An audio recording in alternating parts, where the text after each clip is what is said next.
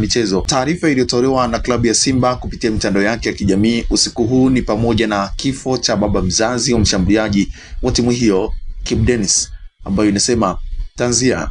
Uongozi wa klabu ya Simba umepokea kwa masikitiko taarifa ya kifo cha baba mzazi wa kiungo mshambuliaji wetu Kibu Denis, Mzee Dennis Prosper, kilichotokea usiku huu mkoani Kigoma.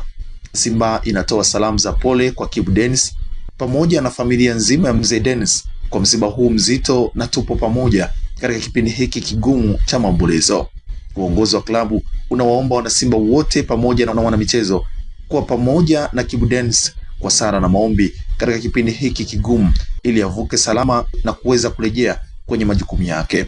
Ni taarifa iliyotolewa na Simba Sports Club kuhusiana na kifo cha baba yake Kibu Denis, na ikumbuke kuwa Kibu Denis alikuwa miongoni mwa wachezaji walioshiriki mchezo uliopita kati ya Simba Sports Club na JKT Tanzania, mchezo uliofanyika katika uwanja wa Meja Jenerali Samuyo na Simba kuibuka na ushindi wa goli 2-0. Hii ni TNTV, usahau kubonyeza na subscribe, like, kushare na comment.